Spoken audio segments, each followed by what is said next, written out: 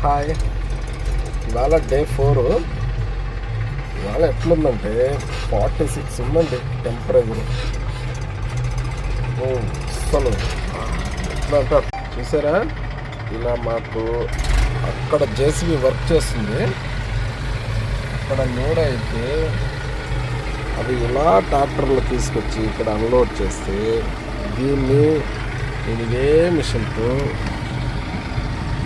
ఇది టన్నల్ అండి, టన్నల్ పైకి నేను పైన ఇంకొక మిషన్ ఉంది, దానికి షిఫ్ట్ చేస్తే అది రైలు పట్టాల మీద వేస్తుందండి.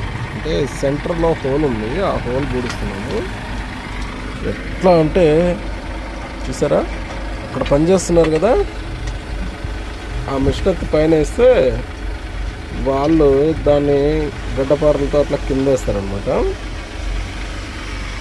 ఎలా అంటే చూడండి, అసలు టెంపరేచరు అలా ఉందండి. ఇవాళ డే 4.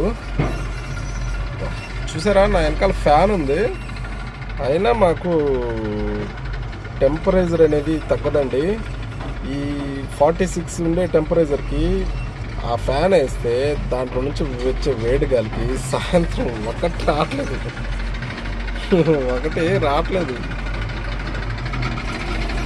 మాకెట్లా అంటే ఇక్కడ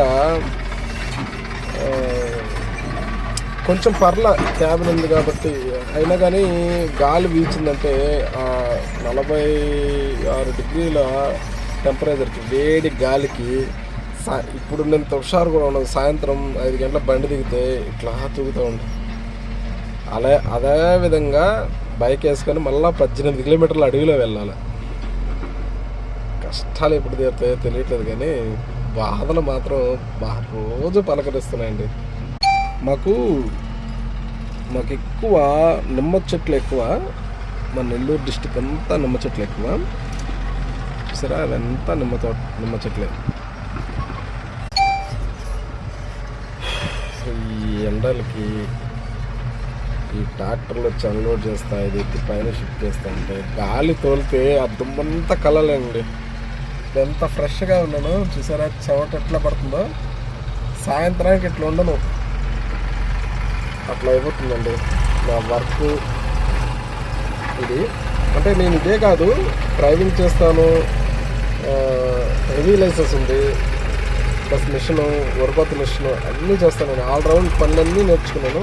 అది బాధలు మాత్రం తప్పట్లేదండి.